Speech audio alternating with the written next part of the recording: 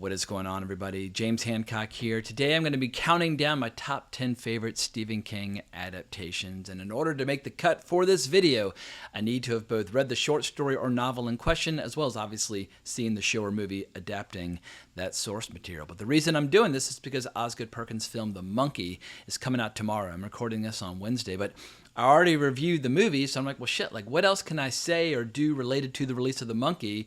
And this idea popped right into my head. No, no, no, no, no, no, no!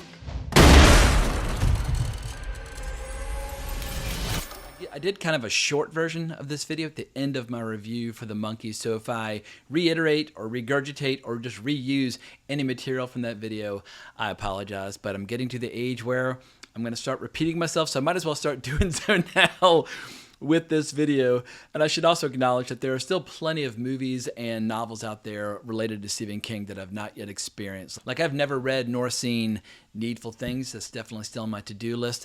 And I've heard that 11/22/63 is one of Stephen King's best books from the 21st century, but my knowledge of and enthusiasm for Stephen King's work is more or less limited to his work from the mid-70s up through the early 90s. And perhaps that's due to the fact that that's the period when I was growing up. I also think it has a lot to do with the fact that during that time, whether he was tackling science fiction or horror or fantasy or just coming-of-age tales, his earlier work was just darker and more savage, unfiltered, uncompromised. Ball, you eat shit.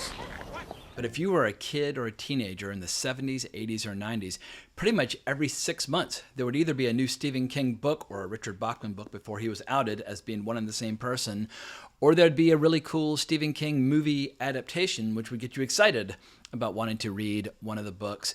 And I started watching Stephen King adaptations before I even knew who he was. And I think the first would have to be Salem's Lot, which got me. Stephen King, the best-selling author of Carrie and The Shining, takes you on a startling journey to Salem's Lot. My older brother and I, we watched it over and over and over again. I don't know if my older brother ever fully recovered.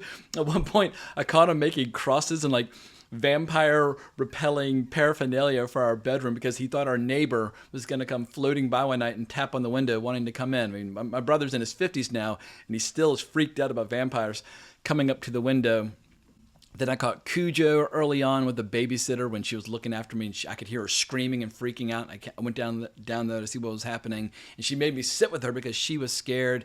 And so Stephen King's pretty much always been a part of my life.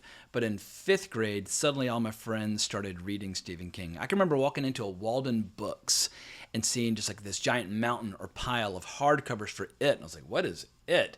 But then soon thereafter, I discovered the book Misery. That was my first Stephen King experience as a reader, and sadly, I've lost that hardcover. Just over the last couple decades, due to the ravages of time, that original copy is no longer with me, and it hurts my feelings. But I do have a lot of the other paperbacks that I read back in the day.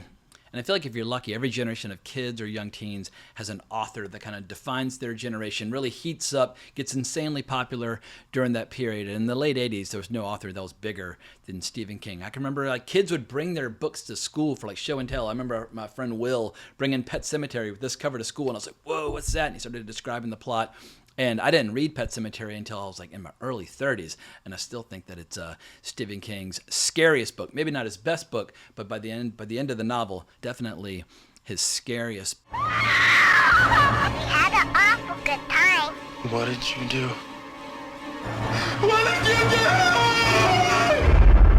Pet Sematary. Now I want to play with you. But what also made this whole phenomenon much more exciting and visceral and inviting was the fact that some of the best filmmakers in the world were adapting Stephen King's books into movies. Going back to Brian De Palma with Carrie, or David Cronenberg with The Dead Zone, or friggin' Stanley Kubrick making The Shining. Like, Stanley Kubrick, when he made The Shining, had already made historical epics and social satire and anti-war films and gangster films and crime films, like every kind of genre imaginable, like costume dramas, etc. and so forth. And suddenly he was making an adaptation of The Shining. Usually when you think of horror movies, the directors tend to be on the younger side of things because the genre is cheap, it's popular, and the audience is kind of built in. It's a great way to get your career started. But I love how Stanley Kubrick's like, you know what, Barry Lyndon didn't sell as many tickets as I liked.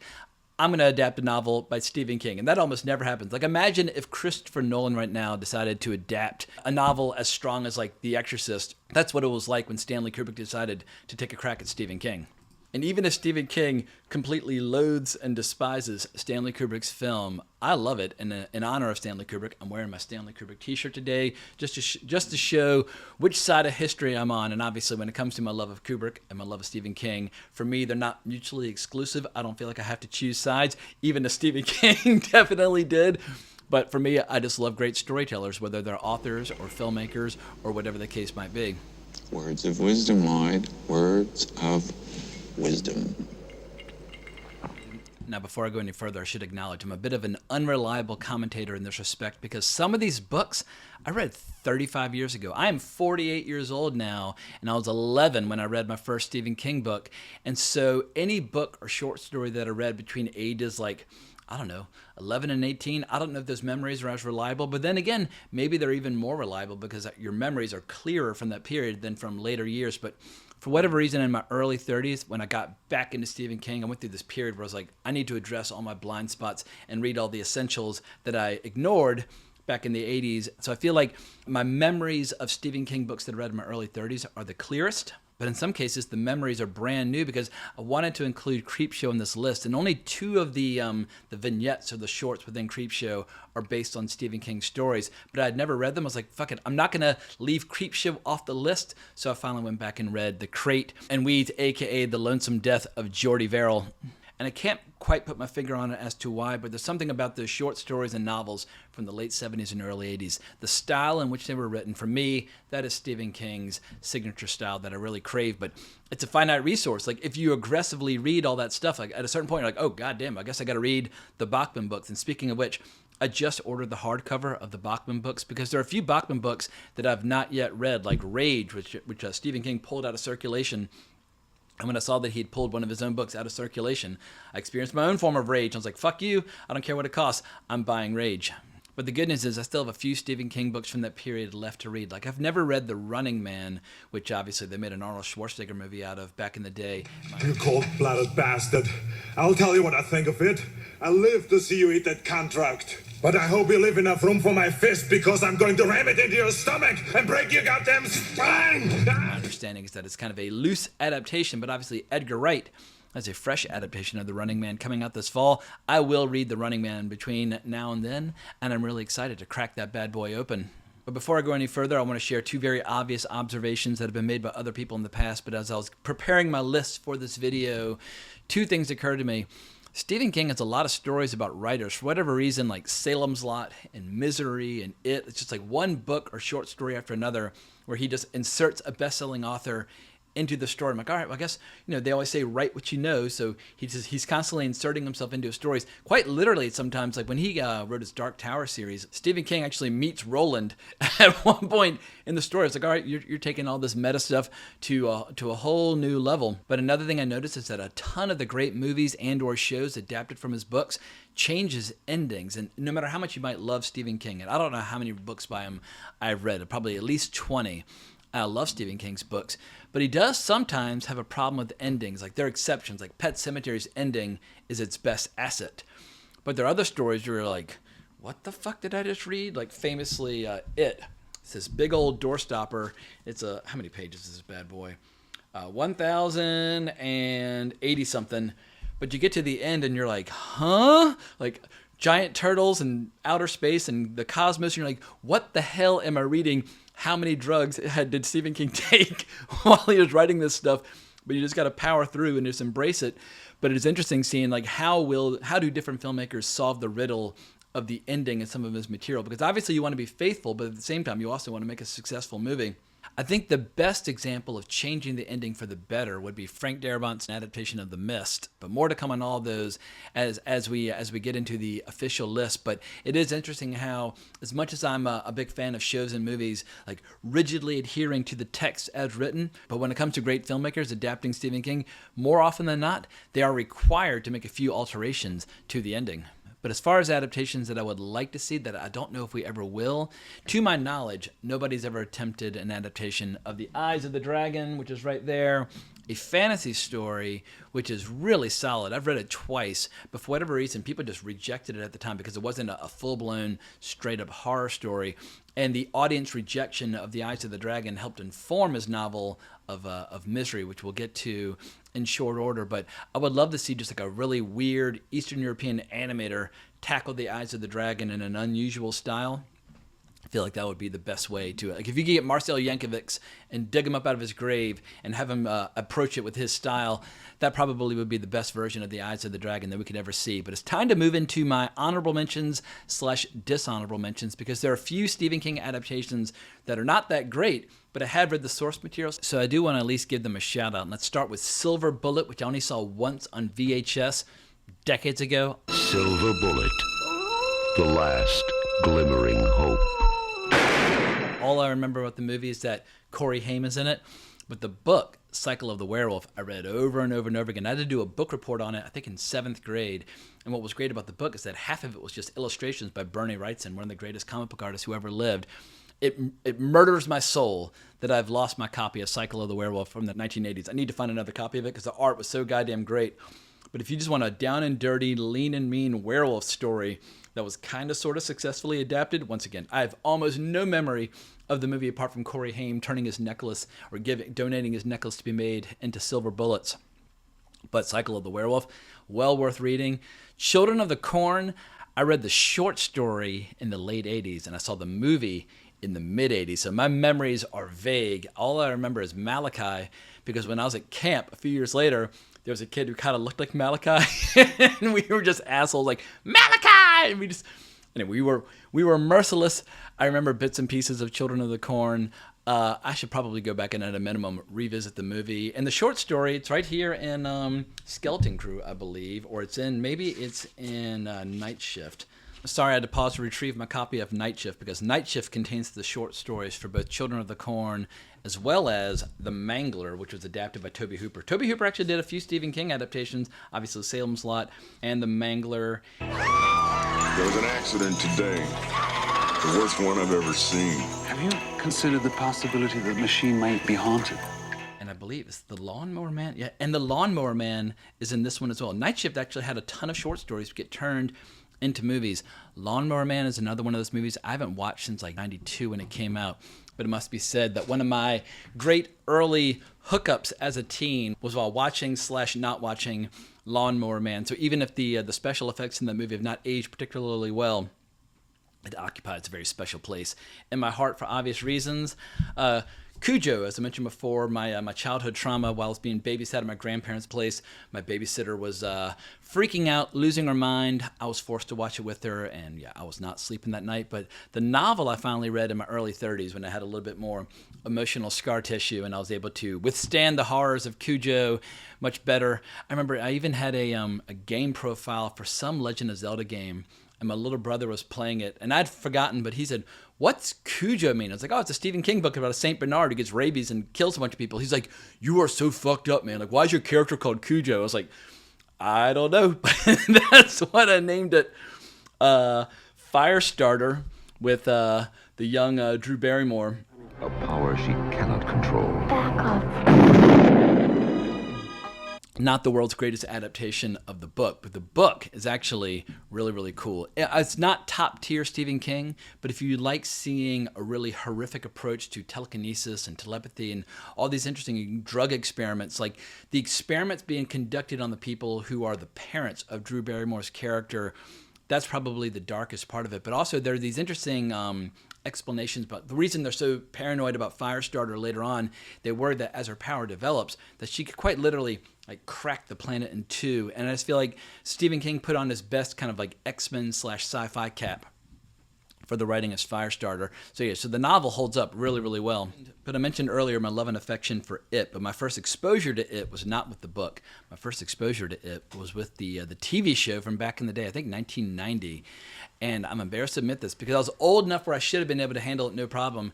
I actually had to change the channel a few times. I was actually watching it live as it was broadcast, and I got a little scared during a few scenes. And it was done in 2 episodes, but in the first episode I started getting the heebie-jeebies. But justifiably so. Like, Tim Curry is incredible as Pennywise. Aren't you going to say hello? Come on, bucko. And I much prefer the original TV show over the big budget movies that were later on made, just because Tim Curry was just so goddamn good. And for my final honorable mention, it was kind of a borderline choice because I was divided between John Carpenter's adaptation of Christine versus Tobe Hooper's adaptation of Salem's Lot. And I'm not quite sure I made the right choice, but I'm going with it anyway. I think the reason I love Salem's Lot so much is not necessarily because of the adaptation, even though it does have great scenes with, like, you know, vampires sitting there in the chair with their eyes glowing in the dark. It's fucking awesome. But I think the reason I like Salem's Lot so much is because I've read the book twice. The book's really, really strong. Maybe it starts off a little slow, but like a lot of Stephen King books start off a little slow. There's no more entertaining writer for fleshing out, like, small town America than Stephen King. And it's like, you know, it's like boiling water. You establish all these great characters and then horrible things start to happen to them, and it's irresistible. And I think Christine is just a more polished, more professionally made movie by the time John Carpenter got around to making Christine. So I guess I might as well just dive in. Number 10, Christine. John Carpenter, one of the true masters of horror, and while most people would say his movies like The Fog or Halloween or The Thing are better movies, or Prince of Darkness, I mean, he's got a ton of them, but Christine seriously kicks ass, and I think one of the reasons that it kicks ass so much, it's one of the best movies when it comes to capturing the weird, greaser, leathery, kind of car buff punks that seem to have terrorized Stephen King as a young man. I don't know what his life was like as a young man, but whether you're talking about Stand By Me, a.k.a. The Body, or It, or Christine, he just seems to constantly put these guys in where they have grease in their hair, leather jackets, switchblades, cigarettes, you know, violent crime in the background, they love cars, etc. and so forth. But one of the most savage interpretations of that archetype is within Christine.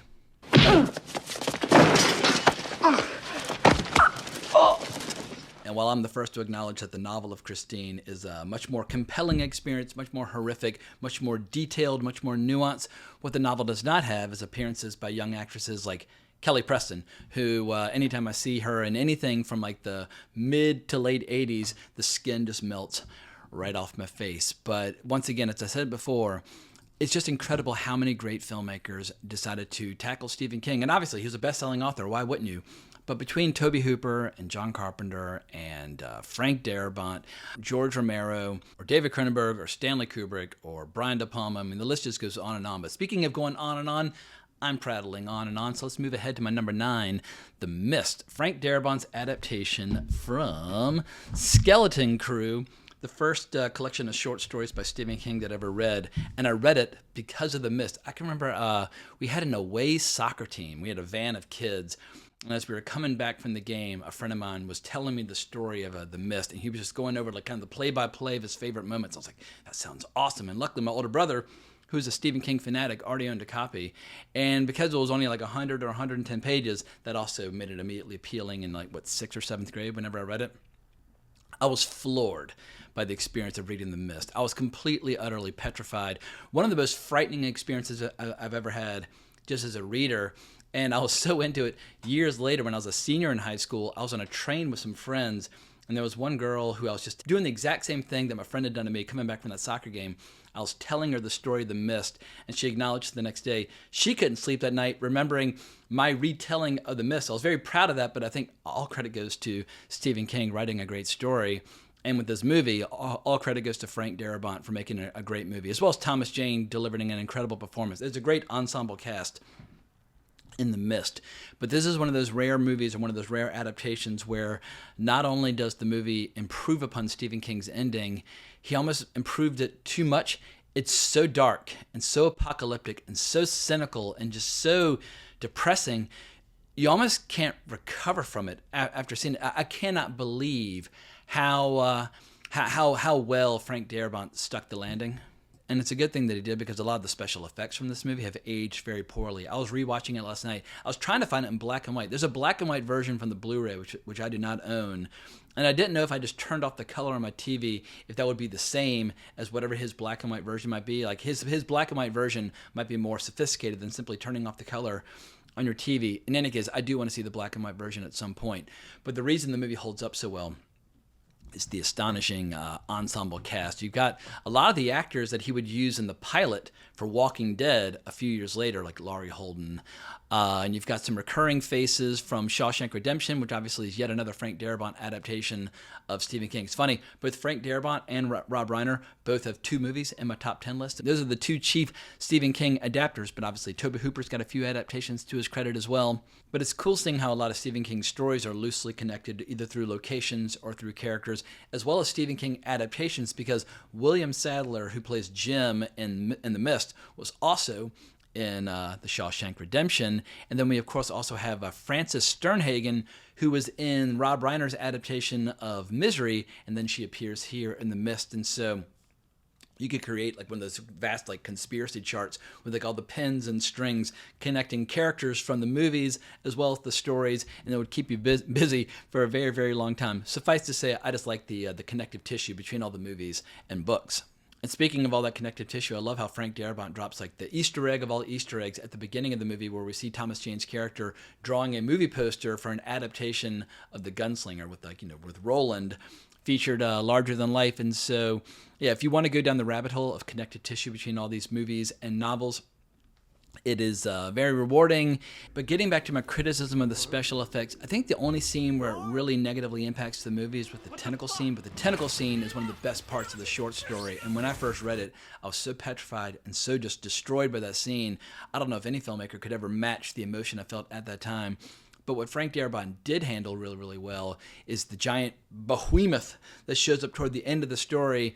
And because in the novel or in the short story, you never quite can tell what it is because the mist is obscuring most of it. You can mostly just see like the legs, or he describes the legs coming down. And I think Frank Darabont came up with a pretty interesting design, a very Lovecraftian design. And obviously Lovecraft was a major source of inspiration for Stephen King in a lot of his stories. But let me have a quick glance at Skeleton Crew just to see what other short stories are in here. Which ones have been adapted and which ones should be adapted. Obviously, we got the monkey, the raft, which was adapted in Creepshow 2. What else in here? Survivor Type, I would love to see adapted at some point, but you could only do it as a short film. Grandma. Holy crap. It's only 30 pages long. I don't know if anybody's ever attempted doing Grandma, but when I was riding home one day with a friend of mine, we were listening to the audio fiction of Grandma, and there comes a point in the story, which I won't spoil. There's a big reveal. I'll never forget my friend just going, "Dude!" I mean, he was horrified, admittedly. It was a great audiobook with a great narrator reading it. But Skeleton Crew has all sorts of forbidden pleasures in there, and I strongly recommend people crack that bad boy open. But for my number 8, we're going to go with Misery, the very first novel by Stephen King that I ever read, adapted by legendary screenwriter William Goldman, directed by Rob Reiner, shot by Barry Sonnenfeld, and obviously starring James Caan and Kathy Bates, for which Kathy Bates won an Oscar. But we also have Richard Farnsworth and Lauren Bacall, a good cast for a movie that has very, very few characters overall. But goddamn, what can I say about Misery? Let's start with the fact that it was written out of almost protest by Stephen King due to the reaction of The Eyes of the Dragon. And I don't get it, because The Eyes of the Dragon I loved. Apparently there were a lot of people who resented the fact that he wrote a fantasy novel instead of a horror novel. But at that time, Stephen King was so prolific, and I felt like every couple of months, either a book or a show or a movie related to Stephen King was coming out. So it's like, if you don't like The Eyes of the Dragon, like, take a break for a couple of months, and his next project probably will be something to your liking. But obviously, when it comes to Misery, you're dealing with audience capture and possessive fans and psychotic fans and that sort of thing. I found this quote here by Stephen King where he's comparing the psychotic nurse in Misery to his relationship with cocaine. But he said, "Take the psychotic nurse in Misery, which I wrote when I was having such a tough time with dope. I knew what I was writing about. There was never any question. Annie was my drug problem, and she was my number one fan. God, she never wanted to leave." And then on the subject of whether or not Paul Sheldon was based on him or not, he said, "It would be fair enough to ask, I suppose, if Paul Sheldon in Misery is me. Certain parts of him are, but I think you'll find out if you continue to write fiction, every character you create is partly you." So a diplomatic answer, but also probably right on the money. But I must admit, when the movie first came out, I was a little cold on it because I felt like the movie had chickened out on some of a few of the key sequences where Annie really just goes totally batshit insane. What the movie does well, it captures the emotions between her and Paul without going all the way on some of the horrific imagery. And to be frank, the movie probably would have been less of a success, or perhaps not have won Kathy Bates an Oscar if they had gone all in. But what the movie does really well... Oh, Paul, this is so romantic. Ian and Winthorne dueling for the right to Misery's hand. Does Ian win? Oh, don't tell me. But the whole lead up to that scene where it's the most romantic, exciting thing that's ever happened to Annie, as she's anticipating indulging in a double murder-suicide once they finally read the final chapter of Misery. But goddamn, Kathy Bates really sells it. But there's no getting around the fact that as intense as the sledgehammer scene might be, and I've heard a lot of people make defenses of it, what she does to him in the book, just grosser. It's more permanent. It's more traumatizing. It's left more scar tissue on my soul. But all that aside, Misery remains a very well written, very well shot, and very well acted Stephen King adaptation. And the last point I'll make about Misery is that it's a great example of how do you adapt a big whopper of a book into like an hour and 45-minute movie. And I think the real secret is you don't try to do the entire story in abbreviated fashion. You pick a few key scenes and do those scenes really well. Like the scene where Annie's talking about cliffhanger endings to the serials at the movie theater, like, you know, short films that you would see the latest episode every Saturday. Like that scene is almost done verbatim or word for word from the book, and you would think, oh, well, that's kind of not necessary for the plot. Can't we cut it or condense it?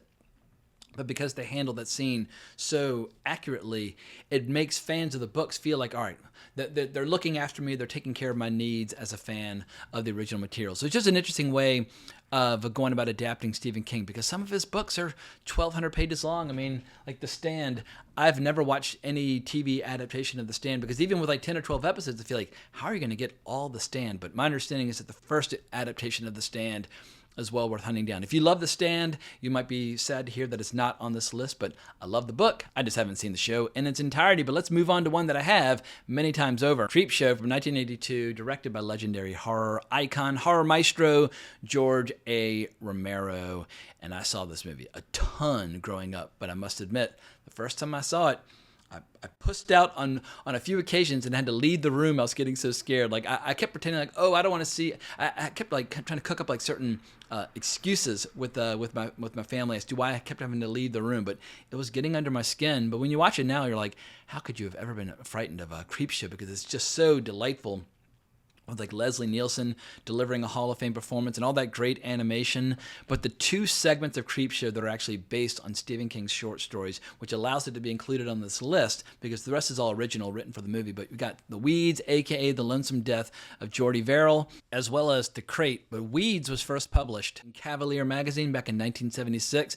And if you want to look it up, the cover of that magazine is far too naughty to be included in this video on YouTube. But back in the late 70s, you would have porno mags that would publish short stories and literature. It's an interesting kind of combination of influences, but they were men's magazines, and men like reading horror fiction, and they liked looking at naked ladies. And so Stephen King was more than happy to capitalize on that phenomenon. But this movie also features The Crate from 1979, which came from a magazine called Gallery, which also includes a pretty naughty cover, but at least it won't get me thrown off YouTube if I include it here. But Creepshow is just an absolute fucking blast from start to finish. And like, you get to see a young Ed Harris when he still had a little bit of hair, showing off his moves and doing a little boogie woogie. But I like how each story is different in tone and approach and subject matter.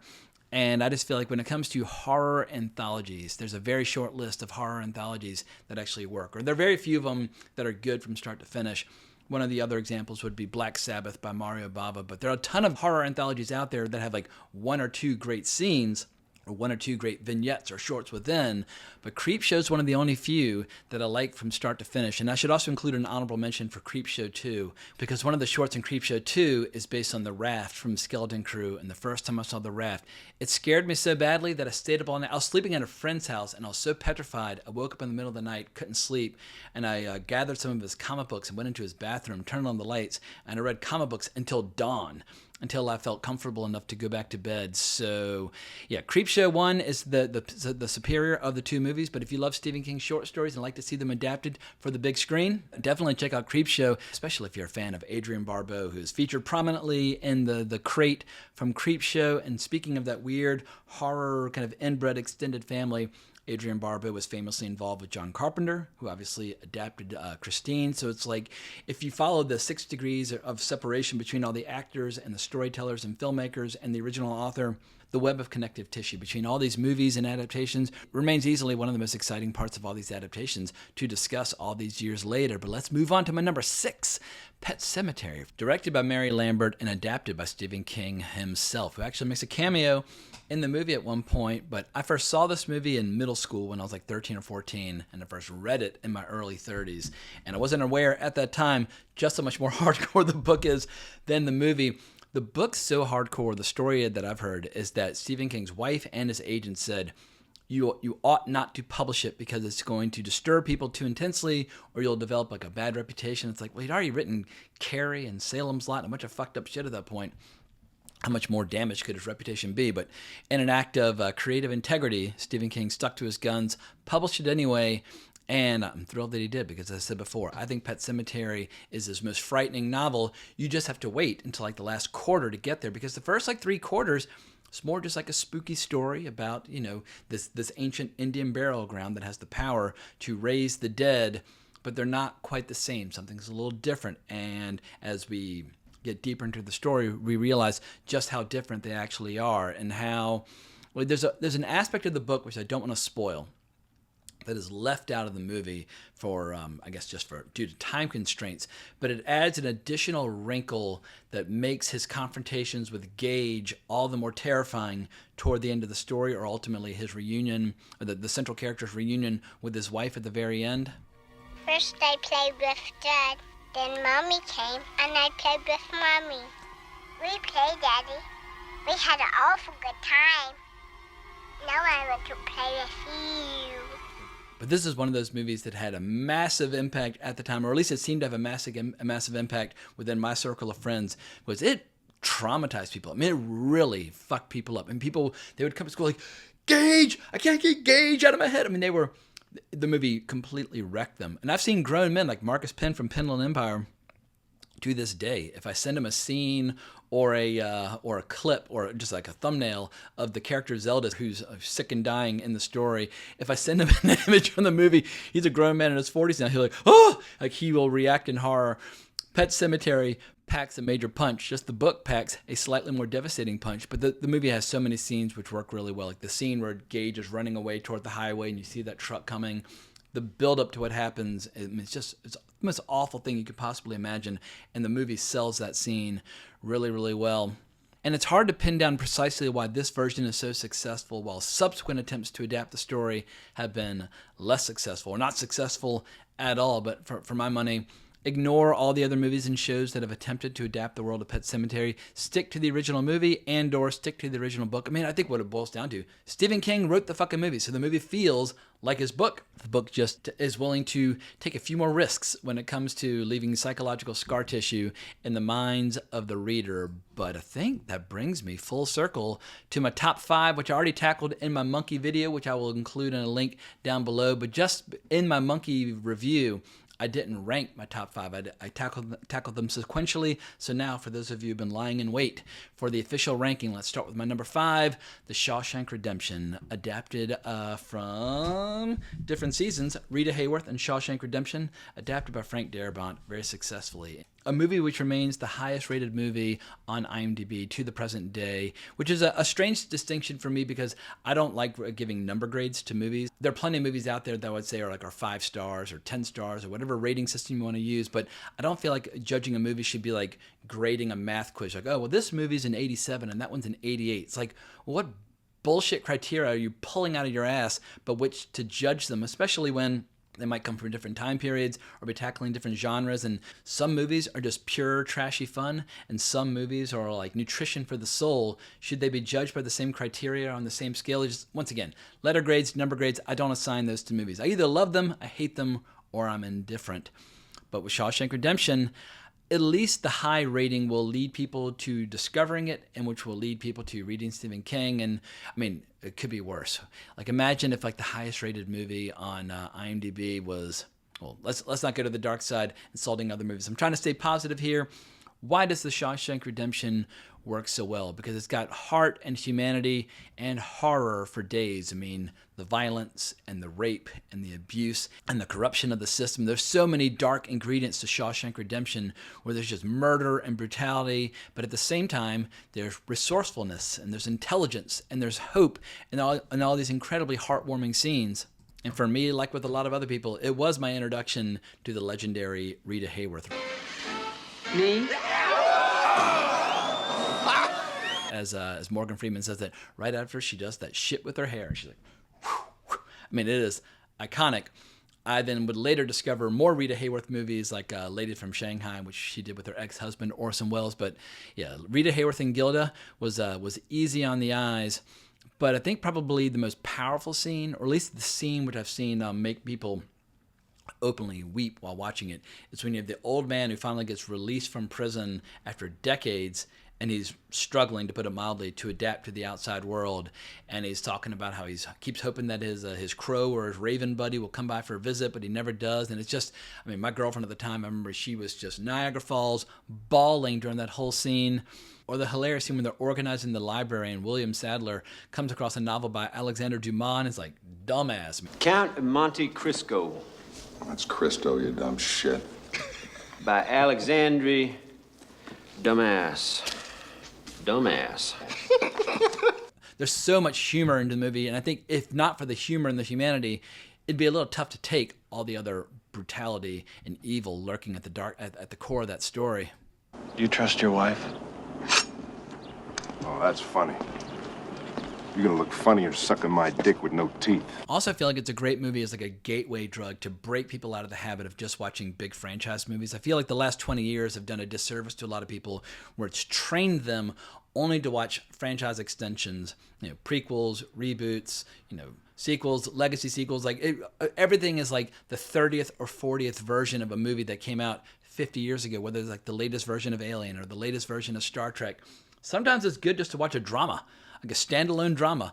And I feel like The Shawshank Redemption is one of those movies where if you were like 14 or 15, you might be like, oh, movies can do something entirely different as opposed to just continuing to tell the same old stories with the same old characters over and over and over again. So if you've got someone in your life where all they do is watch franchises, well then, yeah, show them The Shawshank Redemption. It might set off a little light bulb in their head. But let's move on to my number 4, which allows me to dip back into the world of David Cronenberg, who I've tackled many times on this channel. I did a top 10 David Cronenberg video years ago.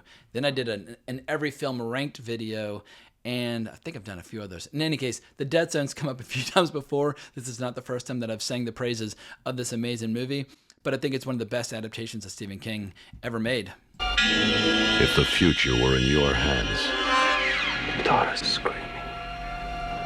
The house is burning. Would you change it? And I have yet another embarrassing childhood story related to The Dead Zone. The first time I tried to watch it, I'd been left at my uncle's place who had a Laserdisc player back like in the late 80s.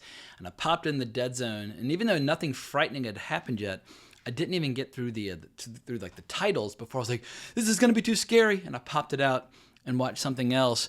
But like The Dead Zone's not particularly scary, but it is traumatizing and powerful and horrific and fascinating, where this guy, I love the idea of somebody who's been blessed and or cursed with the ability to read certain items. Where's my copy of the book? Here it is, The Dead Zone. But he touches something and he can see the future, but it pulls a little bit out of him each time, and he's slowly getting worse. I mean, he suffered from this horrific accident which gave him these powers in the first place, but I like the idea that like the power is kind of chipping away at his soul, and yet the whole world wants him to keep using it for their benefit. And obviously he's got this lingering knowledge that there's a guy out there who's going to bring about World War III and destroy all of civilization. I think that's Martin Sheen, one of Martin Sheen's finest performances. Or of those you fear. I have had a vision that I am going to be president of the United States someday, and nobody, I mean nobody, is going to stop me. Obviously Badlands and Apocalypse Now and all that stuff is fantastic, but just seeing how he's so charismatic and he's so compelling and so engaging, and at the same time he's like this megalomaniac who's going to bring about the end of the world. And in the mid 80s, that was something that was on all of our minds as a child of the 1980s. Thermonuclear war was something that had been kind of beaten into our heads, like it's coming one way or another, and so that made the drama of The Dead Zone all the more intense. But I think my favorite part of The Dead Zone is the sequence in the middle where Tom Skerritt's character comes to Christopher Walken and asks for help in solving a series of grisly murders where like the cops are at their wits' end, they don't know what to do, and Christopher Walken helps them. But god damn it, that might be the most terrifying part of the movie, where like you start to realize, oh my god, like the killer knows his victims, and when he goes to the house of the killer and touches the mother, he's like, oh, you knew. It's some pretty ruthless, brutal stuff. But yeah, David Cronenberg at this time was at the peak of his powers as a great director of science fiction and horror. So if you want to see one of the greatest directors who's ever lived from the world of horror interacting with the material of Stephen King, The Dead Zone has got your name all over. It's just screaming your name, begging to be seen. And it's been adapted since then, but just stick with the original, because only there are you going to see Christopher Walken screaming. Now, don't give me any argument. The ice is gonna break!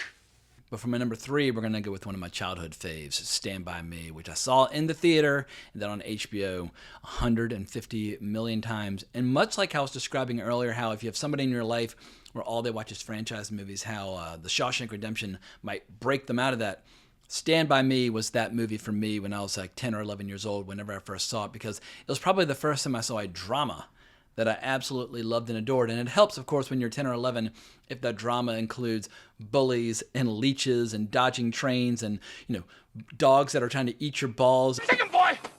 Now, he said sick 'em, boy. But what I heard was chopper sick balls. People vomiting up blueberry pie. I mean, for a drama, it's pretty above and beyond.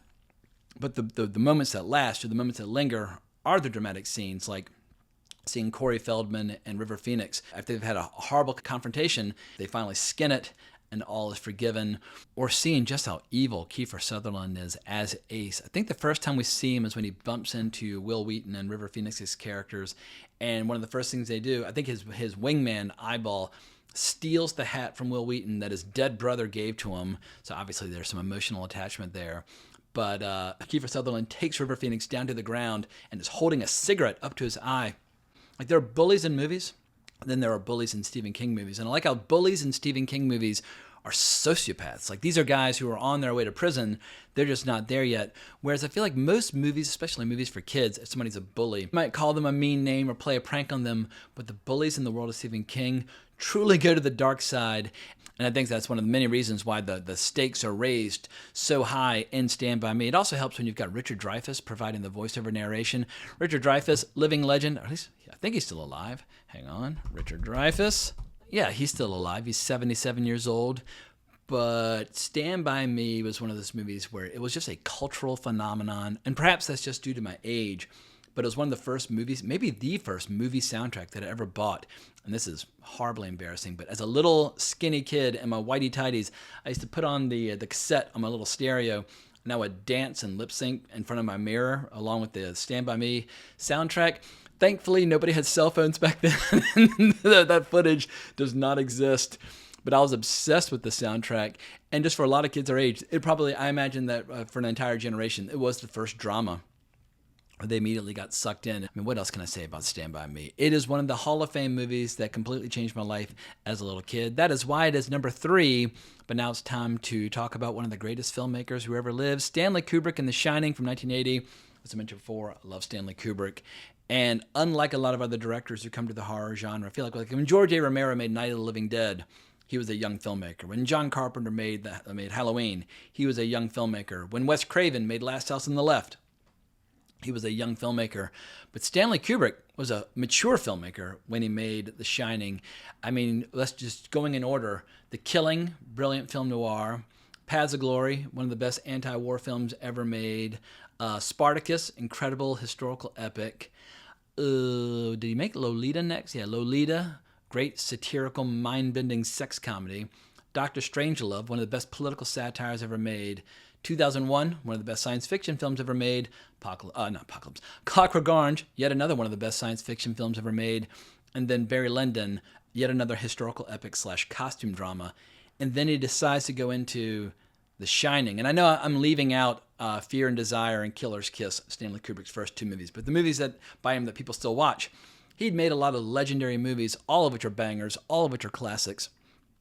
but I don't know his exact motivation for making The Shining. I suspect that because Barry Lyndon did not do so well, he was like, all right, I got to get back on strong footing. And while in 2025, Barry Lyndon might be one of Stanley Kubrick's most popular movies, it was not for a long time, but The Shining definitely earned Stanley Kubrick a place in the hearts of a lot of film fans. I don't know if I saw that first or Full Metal Jacket on HBO. I saw Full Metal Jacket many times on HBO, but I was at camp. I was like 10, 11, or 12, and I remember one night the counselors, I don't even know if this was like against the rules or not, but I was at a sports camp where all the campers were divided up into little floors on these dormitories, but my two counselors, they got us up in the middle of the night, took us over to the AV Center, and they showed us The Shining on VHS, and I'm sure we were all totally screwed the next day for whatever games we had to play, but we were transfixed, and I feel like every time I go back and watch The Shining again, I'm transfixed all over again. I finally read The Shining in 8th grade, and I loved the book. I thought it was fantastic, but part of me was disappointed that the ending was such a departure from Stanley Kubrick's movie because, as I said before in my review for The Monkey, in 2025, Stanley Kubrick's The Shining is more popular than Stephen King's The Shining, and Stephen King finally got to have his way. He got to make this terrible TV show in the late 90s with Mick Garris where he got to adapt The Shining accurately. Come and see.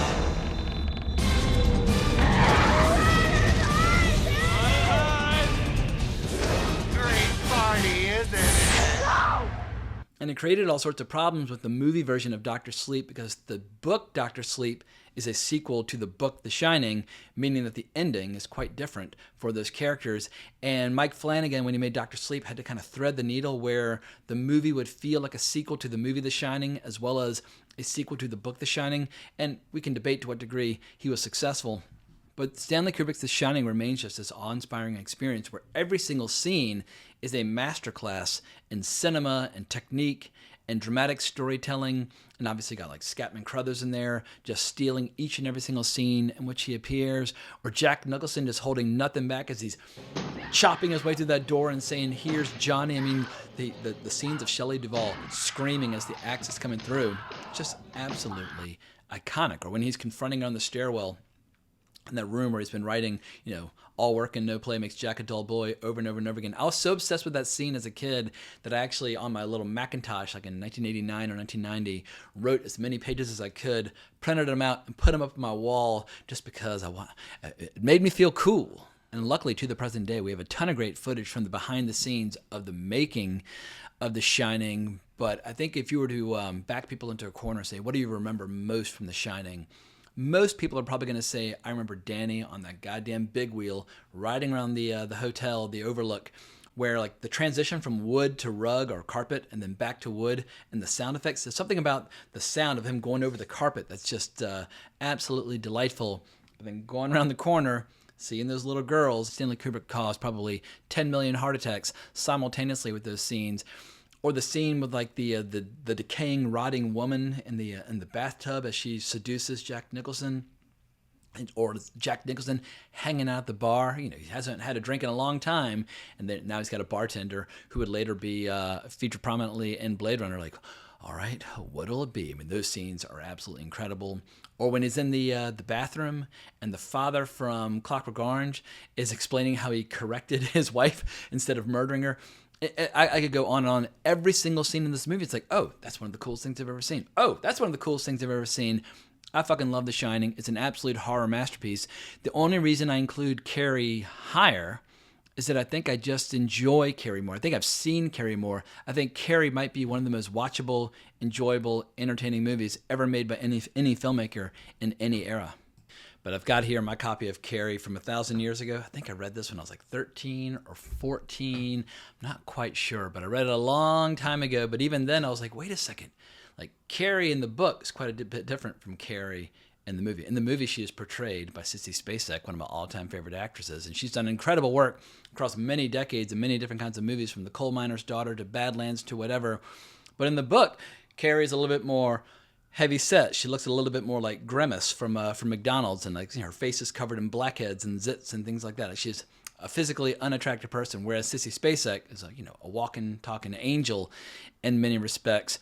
And so right away, that's quite a departure. But like the way she has her final confrontation with her mother in the movie is dramatically different from her final confrontation with her mother in the book. But they do have a lot of overlap.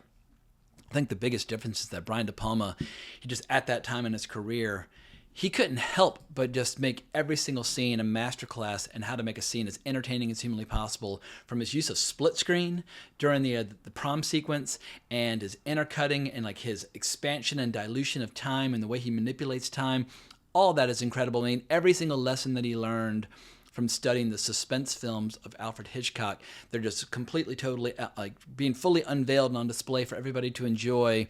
But before that, one of the most heartwarming scenes I've ever seen in any movie is when Carrie gets to have her dance. She's been invited on this date under somewhat false pretenses, not knowing that they're going to play this elaborate prank on her. But the scene will make you a little seasick because the camera's spinning one way and she and her date are spinning the other way. And at a certain point, you're like, getting a little woozy here from watching this. But the music and the emotion is so sincere and so heartfelt. I'm going to start crying talking about it right now.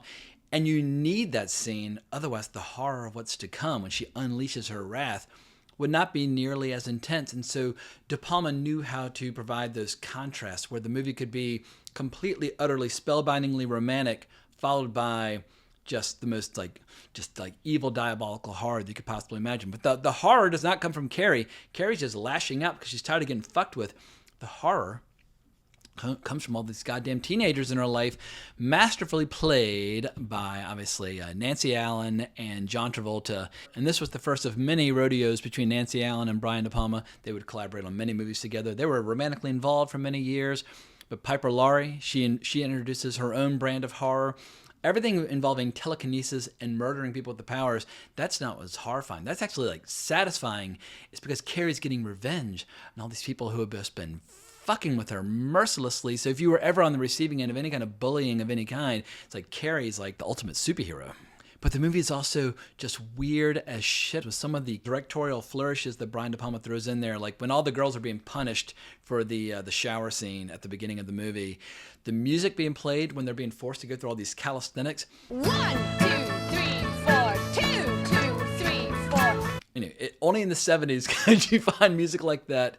Also, like when all the men in the movie are going shopping for tuxedos for the prom, how suddenly like Brian De Palma would just have like little fast motion scenes as they're speaking to each other like in high-pitched squeaky voices. It's just so self-conscious. Like that kind of self-conscious cinematic artistry sometimes can kind of break the verisimilitude or break the suspension of disbelief.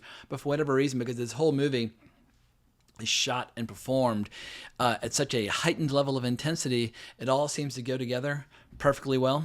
But I think one of many reasons why this movie has withstood the test of time and how nearly 50 years later it still packs a punch. As I mentioned on my video for The Monkey, I've used it on 2 different occasions to completely wreck and shred the emotions of my little brothers. The ending in the movie, which I won't spoil here, is different from the ending of the book, where it does give us a kind of a shocker ending, a seat jumper. And Brian De Palma said, like when he would go to screenings back in the 1970s, I mean, people were vaulting out of the chairs and just screaming and exclaiming all sorts of things. But I just feel like this is one of the true horror greats, one of the true iconic horror movies ever made. And like Stanley Kubrick's The Shining, I think the movie of Carrie has now surpassed or eclipsed the book, because there are plenty of people out there who have read the book. I read the book one time. I enjoyed reading the book one time. I've seen the movie countless times. I don't know how many times I've seen this movie. It's probably one of the horror movies that I've seen the greatest number of times of any horror movie ever made, up there with like Evil Dead or The Exorcist or any horror movie that you care to mention. It's one of my favorite movies, period. One of my favorite movies by Brian De Palma, one of my all-time favorite directors, and that is why it is my number 1 on my all-time favorite Stephen King adaptations. But I think at this point I have rambled enough. I'm ready to start editing this bad boy and throwing in some clips, but I guess I'll just close with reminding people this video. The reason I'm making this video is due to The Monkey. Definitely check out The Monkey, Osgood Perkins. Right now, Osgood Perkins is just absolutely on fire with this stage of his career. He has yet another horror movie, Keeper, coming out in the fall. And so in the same way a lot of other directors kind of get hot within the horror genre, I feel like people like Wes Craven and Tobe Hooper and George A. Romero, they've got certain periods where their careers really, like people start fanning the flames and they start cranking out some of their best work. I hope Osgood Perkins is right in the middle of that sweet spot, because that means we'll have a lot more good horror movies to look forward to in the not so distant future. But let me know what you think down in the comments below. There are obviously some movies that are left off of this list because I've either not read the books or I've not seen them. So I'm just glad that there's still some some reading experiences and movie experiences left to be had before this journey as a Stephen King fan draws to a close. But if you enjoyed this video, please consider liking the video, subscribing to the channel, hitting that notification bell, but more importantly, as always, onwards and upwards.